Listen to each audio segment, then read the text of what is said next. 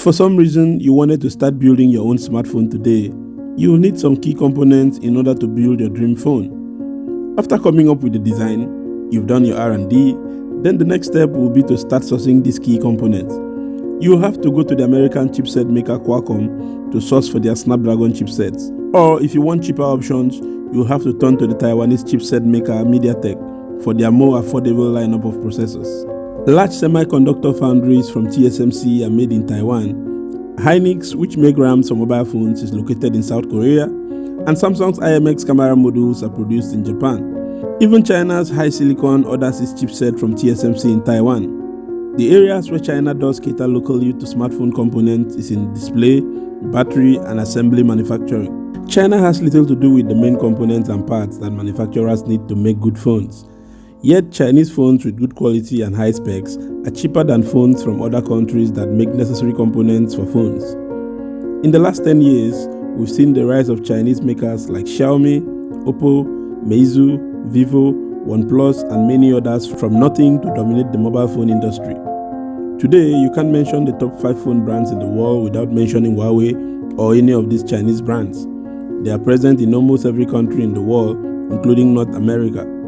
So why are these Chinese phones so cheap? How do Chinese phone makers afford to sell phones far cheaper than their Western counterparts, even though they don't make the necessary parts needed? China is one of the economic hubs of the world, with many countries outsourcing manufacturing and other operations to China for a variety of reasons. Chinese manufacturers such as Xiaomi, Huawei, and Meizu also have the advantage of building phones locally, which means they have fewer transportation costs, unlike Apple and Samsung and many others. These savings are passed on to the customers in forms of cheaper devices.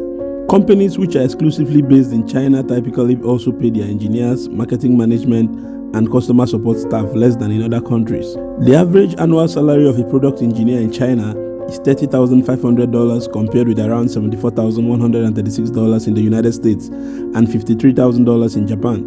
South Korea is closer at around $34,800.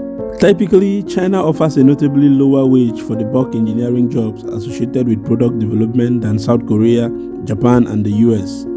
This is the reason why Adidas, Nike, Apple, and Intel all have large-scale operations in China. But there is a twist to this argument. Some people have argued that cheap labor is not the reason why manufacturers prefer China. The iPhone is primarily assembled in China by Taiwanese companies such as Foxconn. According to Tim Cook, who is the current CEO of Apple, the reason to build in China is not because of the lower labor costs. If this were the case, Apple could make its phones in even cheaper locations like Nicaragua or Vietnam. The main reason, according to Tim Cook, is the skill required in tooling engineering. In a statement, he said, "There's a confusion about China. The popular conception is that companies come to China because of low labor costs. I'm not sure what part of China they go to, but the truth is, China stopped being a low labor cost country many years ago. And that is not the reason to come to China from a supply point of view. The reason is because of the skill and the quantity of skill in one location and the type of skill it is. Logistically, China makes the most sense to ship a product around the world, as the country has 7 of the world's largest 10 ports. If Apple were to build the iPhone in the US, it will only be able to build a small amount a year at a significantly higher cost. Chinese manufacturers aren't packaging their phones with the latest and greatest hardware. They are more interested in balancing price with performance. It's more like saying you get what you pay for. Generally, if you buy a phone, laptop, or an electronic gadget, you'd expect it to last for a couple of months, sometimes even some years, before it finally wears out. While this is true for most Chinese brands like Oppo, OnePlus, Huawei, Vivo, some other Chinese brands haven't lived up to that standard, so they use cheaper plastic materials to build their devices. In many cases, Chinese manufacturers choose a MediaTek processor, which is not up there with Samsung's Exynos unit, but it is a lot cheaper.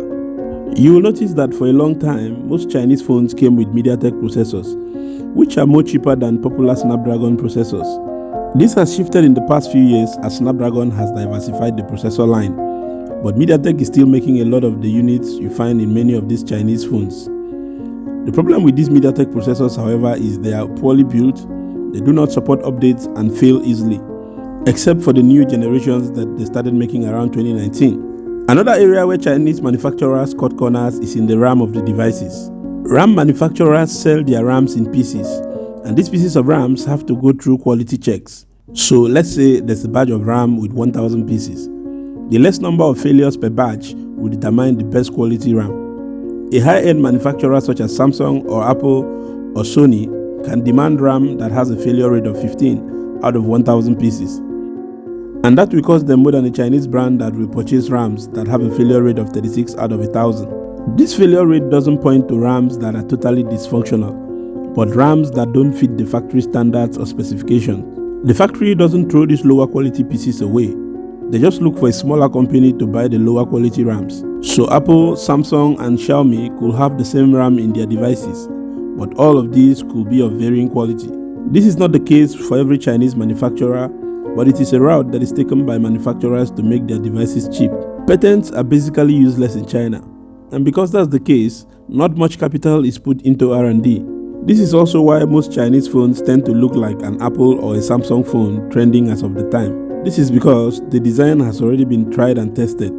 They just replicate the designs and push the product out into the market.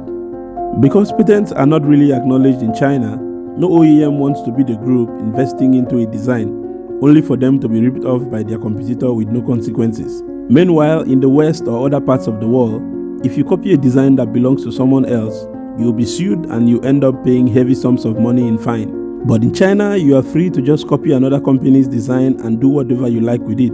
This is one of the reasons there are so many copycat products in China. Another reason Chinese manufacturers can afford to sell their devices at a competitive cost is because they have a huge market of consumers waiting to buy. China has a population of 1.3 billion, and this means that if a manufacturer sells their phone to, let's say, 0.5% of the population, they will sell that device to 6.9 million consumers, which is no joke. The fact that the market is this huge has a ripple effect in that many OEMs want to compete in that market, which further promotes competitive pricing. And as you know, competitive pricing is good for the consumers because you get the product at cheaper prices. Most Chinese brands don't market their products as aggressively as the likes of Apple and Samsung. In 2016, Samsung spent $10 billion and LG also spent around $1 billion in advertising. All these expenses is passed on to the consumers in the pricing of the devices. Chinese companies like OnePlus started selling high-spec devices at half of the prices that Samsung and Apple equivalents were selling. Why? Because they didn't have to pay for adverts, physical stores, storage facilities, and all those things. You will also notice that Chinese brands that spend a boatload of marketing on their flagship also price those flagships quite high. Brands that don't emphasize this global strategy and focus more on creating hype and interest on social media on a smaller scale have prices that reflect that. But one of the things you'll notice in recent years is that some of these Chinese marketing strategies are not sustainable. For instance, OnePlus has started pricing their flagship at almost $1,000, which is not the original idea or the original goals of the company. But if you begin to pay for advertisements and all these things like Apple or Samsung pays, definitely the prices will reflect in what the final product sells for.